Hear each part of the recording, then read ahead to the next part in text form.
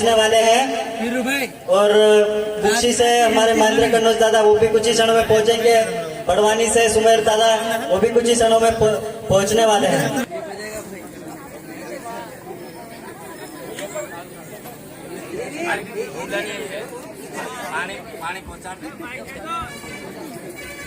जैसे कि आप सभी लोगों को पता होगा कि हम आज किस लिए के उपलक्ष्य में यहाँ पर सभी आदिवासी भाई बहन एकत्रित हुए हैं।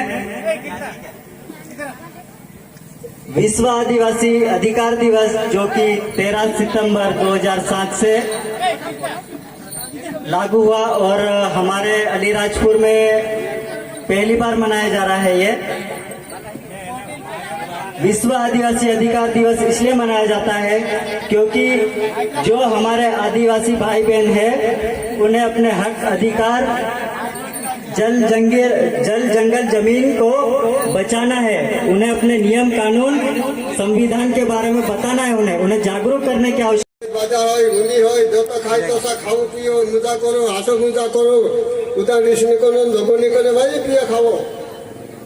आज जो पियाला दाखले पाहिजे घुंटरी पियाला से चुकला पियाला चुकली कोटवी आडे लागली उनके कुमार बोळाने कोटवी आज तिसरी पूजा बुधळे बाजू श्रीकाचे पूजे मजाबाचे सीतामारी हतली करते निकाचे पूजे कर आम सोचंदात आम गाव सांडवा हेतलो का चरा पियाला बाकलो गए दादा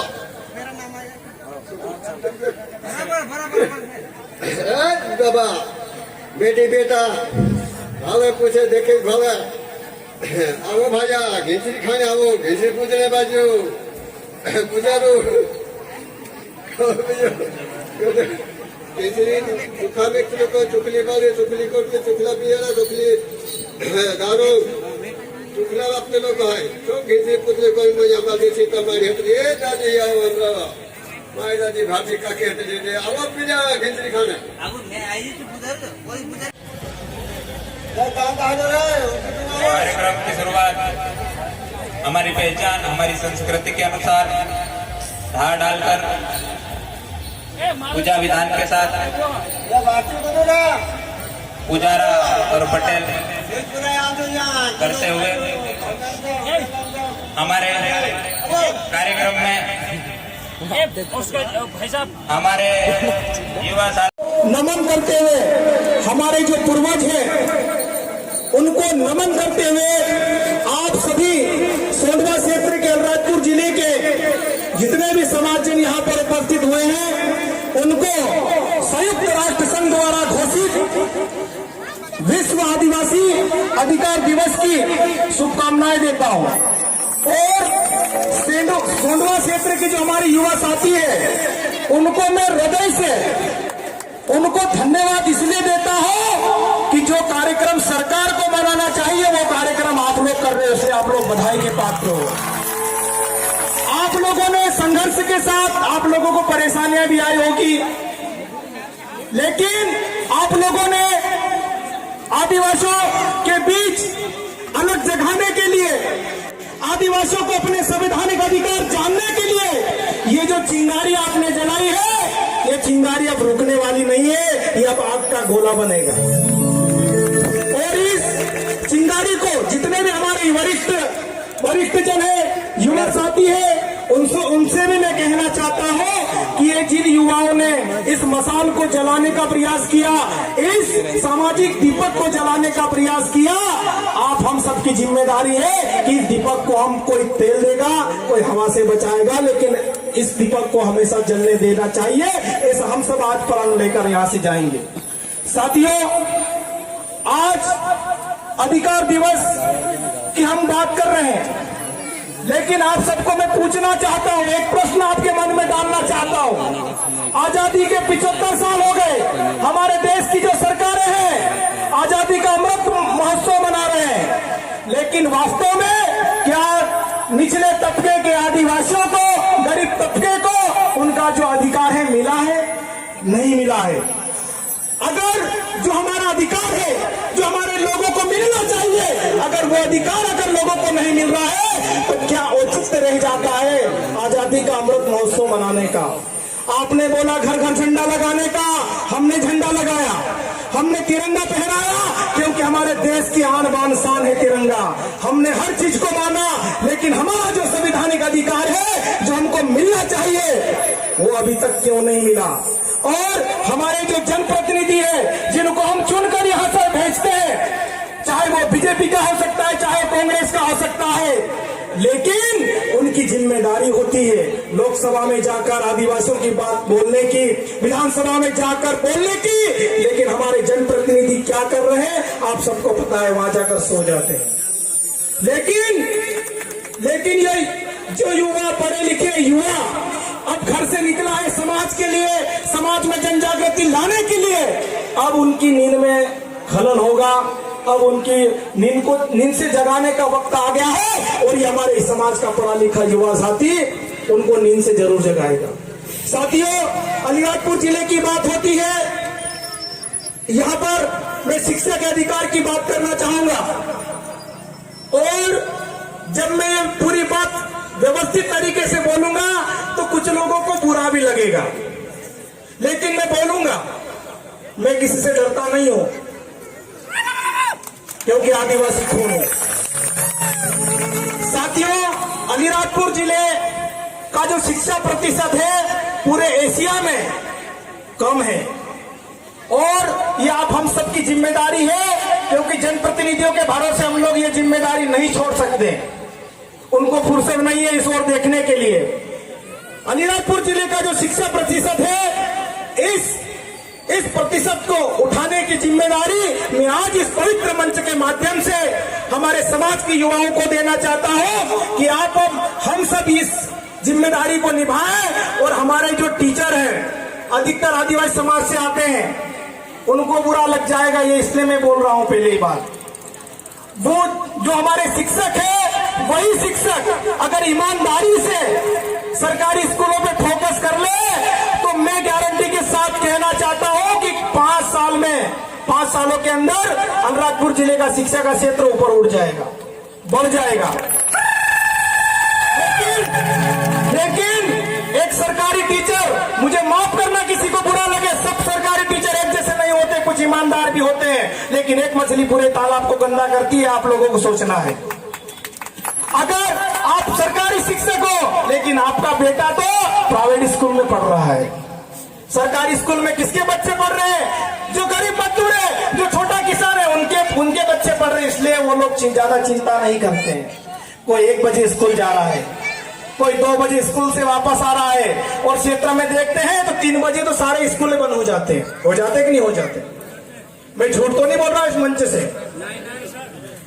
स्कूल 10:30 बजे खुलना चाहिए और 5 बजे तक खुले रहना चाहिए, ये आरटीए का नियम है।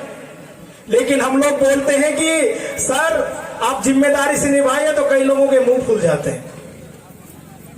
वेतन सरकार जो उनकी योग्यता अनुसार देती है, लेकिन आपको काम के बदले जो पैसा दिया जा रहा है उस काम को आप जिम्मेदारी से भी आपको निभाना पड़ेगा, वरना ये युवा साथी अब स्कूलों में भी जाकर अपनी जिम्मेदारी निभाएगा।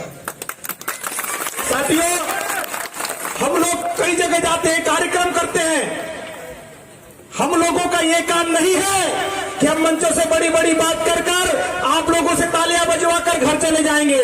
नहीं, मूल समस्या के जड़ तक हम लोग पहुंचेंगे तभी हमारे समाज का जो अधिकार है। क्योंकि अगर जैसे भारत भाई मौर्य ने बोला था, ये उंगली तभी कर पाओगे जब आप पढ़ लिख जाओगे, कुछ बात जानने लग जाओगे, अपने अधिकार जानने लग जाओगे, वरना हमारे लोग तो जनपदों में घुसते हैं तो पियून भगा देता है, कॉलेज में घुसते हैं तो पियून भगा देता है, तहसीलदार के ऑफिस में जाते हैं तो पियून भगा देता है। जबकि पियून की ड्यूटी क्या होती है मालूम आपको? झाड़ू लगाना और पानी पिलाना, और वो पानी किसको पिलाना? हमको पिलाना है। लेकिन वो आंख दिखा देता है और हमारे लोग वापस आ जाते हैं। आप सब अपने अधिकारों को समझो, हमारा अधिकार क्या है। क्योंकि चाहे वो अलीराजपुर जिले का कलेक्टर हो, वो यहाँ का बॉस नहीं है, यहाँ के बॉस हम लोग हैं, हमारे टैक्स से उनको वेतन मिल रहा है। साथियों, जब तक हम अपने अधिकारों को नहीं समझेंगे, अपने आप को नहीं समझेंगे, भोपाल में, दिल्ली में अगर कोई बोल दे कहां से हो आप, अलीराजपुर जो है तो आधे लोग डर जाते हैं, आज भी इतना खौफ है अलीराजपुर जिले का। और तुम जनपदों में, हमारे लोग जनपदों में घुसने से डरते हैं, तहसील कार्यालय में घुसने से डरते हैं। अब ऐसा नहीं होना चाहिए। आंखों से आंखों मिलाओ, बात करो अपने अधिकारों के लिए। हमारे लोगों को खाद नहीं मिलता है, हमारे लोगों को राशन नहीं मिलता है। और काल आओ जी कोई अपना माल से जाते रहे, कॉल आड़े आवे, 3 दाड़े भी कोई काम नहीं हो रही। अभी हमने 2-4 दिन पहले कुक्सी में रात को 10 बजे तक खाद बंटवाया, और इसलिए बंटवाया क्योंकि नियम कानून हम जानते थे। और सब ये कर सकते हैं, सभी युवा साथी ये कर सकते हैं। हमारे लोगों की जो समस्या है उनको दूर करना किसकी जिम्मेदारी है? हमारी जिम्मेदारी है। 47 लोग हमारे जनप्रतिनिधि सो रहे हैं, हमारे 47 विधायक है। वरना अगर उनको आदिवासी समाज की चिंता होती, हमारे प्रदेश में 6 सांसद है आदिवासी और 1 राज्यसभा सांसद है, 7 सांसद है, 47 आदिवासी विधायक है। मैं गारंटी के साथ बोलना चाहता हूं कि आप अभी फोन लगाओ, उनको पूछना कि आज दिन कौन सा है, किसी को मालूम नहीं होगा। और ये दिन हमने घोषित नहीं किया है, किसी सामाजिक संगठन ने घोषित नहीं किया है। जो 194 देशों का जो संगठन है, संयुक्त राष्ट्र संघ, यूएनओ, उसने घोषित किया है कि 13 दिसंबर को विश्व आदिवासी अधिकार दिवस मनाया जाए। लेकिन किसी को कोई चिंता नहीं। इसलिए मैं सोंडवा के जाबाज युवा साथियों को मैं धन्यवाद देता हूं, उनका दिल से साधुवाद ज्ञापित करता हूं कि आपने बहुत बड़ा काम किया और ये काम हमेशा चलने देना। हम आपके साथ खड़े रहेंगे। साथियों, सोंडवा क्षेत्र डूब क्षेत्र में आता है। कई हमारे आदिवासी किसानों की जमीनें चले गई। कई किसान तो ऐसे हैं कि उनके पास आज कुछ भी जमीन नहीं बची है। लेकिन इस सरदार सरोवर बांध का फायदा किसको मिला? गुजरात को। और गुजरात में भी उन लोगों को मिला जो उद्योगपति है। आज 3000 करोड़ की एक मूर्ति लगी है वहां पर। जमीनें हमारी डुबा रहे हो और पैसा गुजरात कमा रहा है। हमारे लोगों की लाश पर स्टेचू बनाया गया है। लेकिन आदिवासियों के साथ जो गलत करता है, आदिवासी वक्त के साथ उसका जवाब देता है, प्रकृति उसका जवाब देती है। पता चल रहा है कि वो मूर्ति अभी वो क्या तीरोड़ जाना मन गई, बोली मूर्ति हो गई। आदिवासी लाश पर तुम बोना हेरो बोदलो भी काने न गाने दाड़े ले सुन। हम साथियों, आज हमारे लोगों को जमीन डूबती हमारी, लाभ कोई और लेता है। फैक्ट्रियों के लिए जमीन हमारी लेते हैं, उद्योग कोई और डालता है। होता है कि नहीं होता है? लेकिन अब ऐसा नहीं होने वाला, क्योंकि ये समाज का युवा समाज के वरिष्ठ जनों के मार्गदर्शन में जाग चुका है। अपने संवैधानिक अधिकारों को लेके ये समझने लगा है। इसलिए सभी लोग इनको तोड़ने के लिए लगे हुए हैं। कोई नहीं चाहता कि आदिवासी इकट्ठा हो, कोई नहीं चाहता कि आदिवासी अपने हक अधिकारों के लिए बोले। जो बोलता है उसको दबाने का प्रयास चल रहा है, षड्यंत्र चल रहा है। लेकिन कितनों को दबाओगे? हमारे जो महान क्रांतिकारी है, अगर वो डर जाते, वो दब जाते, तो आज भी हम किसी अंग्रेज के घर में लेटरिन साफ कर रहे हो। आज हमारे समाज के जो क्रांतिकारी रहे, जिनको मौत का खौफ नहीं था, जिनको संवैधानिक अधिकारों की चिंता थी, अंग्रेजों से लोहा लेने वाले आदिवासी महान क्रांतिकारी रहे। और ये देश जब आजाद हुआ तो इस देश की आजादी में 70% जो योगदान आजादी की लड़ाई में रहा वो हमारे पूर्वजों का रहा, हमारे आदिवासियों को रहा। इसलिए अपने आप पे गर्व कीजिए कि हाँ, हम आदिवासी हैं। साथियों, बोलने की बहुत सारी बातें हैं, लेकिन उन बातों का कोई मतलब नहीं रह जाता है जो यहां सुनते हैं और इधर निकल जाती है। आप संविधान में जो आदिवासियों को विशेष अधिकार दिए गए हैं, आप उतना ही पढ़ लीजिए, आपको कहीं और जाने की आवश्यकता नहीं पड़ेगी। लेकिन हमारे युवा साथियों को आज इस मंच से मैं कहना चाहता हूं, कुछ युवा साथियों को बुरा भी लगे तो 10 बार लगे। हमारे समाज के अधिकतर युवा आजकल देख रहे हैं हम लोग कि वीडियो बना बनाकर दवाई पी लेते हैं, वीडियो बना बनाकर फांसी पे झूल जाते हैं, अरे भाई तेरा दूसरा जन्म नहीं हो जाएगा कि पता चलेगा इंस्टाग्राम पे कितने लोगों ने देखा, मर गया, बात खत्म, घर वाले नुक्ता भी कर देंगे। लेकिन उस माँ बाप पे क्या बीतेगी कि किस उम्मीद के साथ उसको बड़ा किया, पाला पोसा, उसको अच्छी शिक्षा दी, लेकिन उनका बच्चा क्या कर रहा है, इंदौर भोपाल जाकर वीडियो बनाकर मर रहा है, दवाई पी रहा है, कोई ब्लेड से हाथ काट रहा है। या माताएं बहनें बेटी है, इसलिए पूरी कहानी नहीं बताऊंगा, बाकी लोग समझ गए होंगे कि मर क्यों रहे हैं। समझ जाने वाले समझ जाओ। साथियों, ये जीवन है, एक बार आया है। अगर बिरसा मुंडा भी अगर ऐसे हाथ काट लेते, दवाई पी लेते, पॉइजन पी लेते, रस्सी पे झूल जाते, तो आज बिरसा मुंडा को कोई याद नहीं करता। अरे मौत आएगी, मर जाएंगे, कोई यहाँ अमर पट्टा लेकर नहीं आया है, कोई यहाँ 200, 500, 1000 साल जिंदा नहीं रहेगा। लेकिन जिद्द जी ऐसा काम कर जाओ कि मरने के बाद भी लोग आपको याद करें। जरा जरा सी बात के लिए मर जाते हैं। मेरा छोटा पेट बना इसलिए कोई मर गया, मुझे दारू नहीं पीला इसलिए कोई किसी को मार दिया, ये बात होती है क्या? मैं सभी युवा साथी जिनके भी दोस्त ऐसे हैं उनको आप समझाओ, क्योंकि एक गरीब माँ बाप, मैं भी एक गरीब माँ बाप का की औलाद हूँ, मुझे अच्छी तरह मालूम है कि मेरे पिताजी ने मुझे कैसे बड़ा किया। अगर मैं भी नालायक बेटा बन जाऊं तो फिर मेरे माँ बाप को तो पछतावा होगा ही। इसलिए मेरे युवा साथियों, इस सोशल मीडिया की जो दुनिया है, ये बहुत बड़ा ताकत है आदिवासियों के लिए। आदिवासियों की आवाज अखबारों में नहीं दिखती, टीवी चैनलों में नहीं दिखती, लेकिन आज सोंडवा में जो कार्यक्रम हो रहा है, उस सोशल साइट का कुछ अच्छा भी उपयोग कर रहे हैं कि आज देश दुनिया के लोग भी यहाँ का कार्यक्रम देख रहे हैं। ये सोशल मीडिया की ताकत होती है। लेकिन कुछ लोग यूं मोबाइल पकड़ेंगे और यूं रस्सी में बांध के लटक के मर जाते हैं। कई लोगों, अभी 2-4-8 दिन पहले एक लड़के का दवाई पीते हुए वीडियो आया, खूब पी रहा वो दवाई कपस में छींटने वाली, और मर गया वो। पता नहीं ऊपर से देख भी रहा है कि नहीं देख रहा है, किसको मालूम। लेकिन सभी युवा साथी, मेरी बात बुरा लगे तो बिल्कुल मुझे मंच के पीछे ले जाके धो लेना, मुझे कोई फर्क नहीं पड़ेगा। लेकिन मैं सत्य बात बोल रहा हूँ, क्योंकि आपकी एक छोटी सी गलती की वजह से पूरा परिवार बर्बाद हो जाता है। और एक आदिवासी समाज का लड़का अगर बेवजह बेमौत मर जाता है तो एक पीढ़ी खत्म हो जाती है। उस बात को समझिए आप। आज आदिवासी कम क्यों हो रहे हैं? इसीलिए हो रहे हैं। हमारे पूर्वज कभी दवाई नहीं पीते थे के दाजी ढाला दाजी जतरा भी से पूछो, कह दाजी पितला काय गुड़सो काट्यो काय नहीं काट्यो। कभी करंट में नहीं मरे हमारे लोग, दवाई हमारे लोग नहीं पिए, फांसी के झूले कभी नहीं झूले, फालतू काम करते नहीं थे। दिन भर काम करना, शाम को कच्ची 2 गिलास पी के घर आराम से सो जाना, ये हमारे लोगों का काम। लेकिन आज जो विदेशी शराब आती है महंगी, उनको पीकर हमारे लोगों के दिमाग, हमारे लड़कों के दिमाग में अलग अलग विचार आते हैं। कोई फेल हो गया, मर गया, किसी का नंबर अच्छे नहीं आए, मर गया, किसी की जॉब नहीं लग रही, मर गया। अरे जो अनपढ़ है गांव का, वो भी दाढ़ की मजदूरी कर कर जी रहा है और लोग परिवार को पाल पोस भी रहा है।